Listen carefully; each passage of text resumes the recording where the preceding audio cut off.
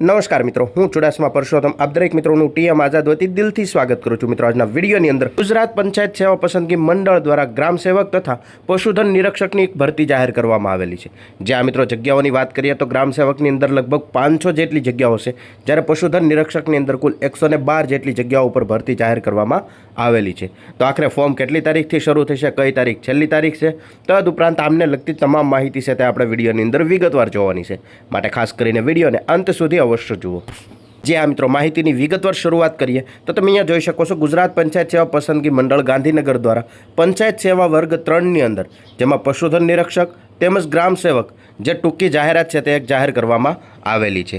કુલ જગ્યાઓની વાત કરીએ તો પંચાયત સેવા વર્ગ 3 દ્વારા પશુધન નિરીક્ષકની કુલ જગ્યાઓ 112 છે, જ્યારે ગ્રામ સેવક સંવર્ગની કુલ જગ્યાઓ 500 જેટલી જગ્યાઓ ખાલી છે અને તે સીધી ભરતીથી ઉમેદવારોને પસંદ કરવાના રહેશે। મતલબ કે કુલ 612 જેટલી જગ્યાઓ ઉપર ભરતી જાહેર કરવામાં આવેલી છે, જેમાં ગ્રામ સેવકની 500 જગ્યાઓ છે અને પશુધન નિરીક્ષકની 112 જગ્યાઓ છે।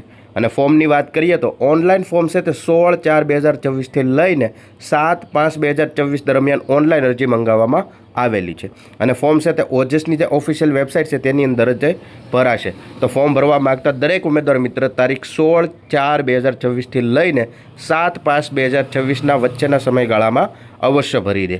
જ્યાં મિત્રો આવી રીતે ગ્રામ સેવકની કુલ 500 જેટલી જગ્યાઓ છે અને પશુધન નિરીક્ષકની કુલ 112 જેટલી જગ્યાઓ ઉપર ભરતી જાહેર કરવામાં આવેલી છે।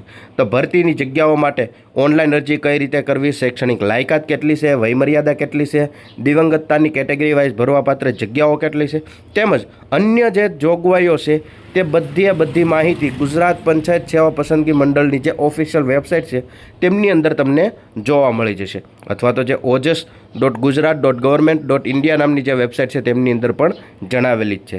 તદુપરાંત તેમને લગતી અહીંયા નોંધ પણ દર્શાવેલી છે, જે તમે માહિતી પૂરી વાંચી શકો છો।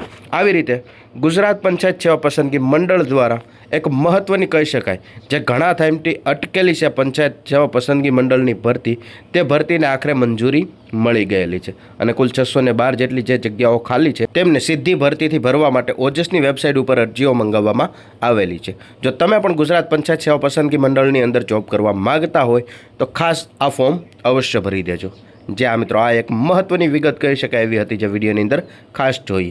આવી નવી માહિતી જોતા રહેવા માટે હમણાં જ ચેનલને સબસ્ક્રાઈબ જરૂરથી કરી લેજો।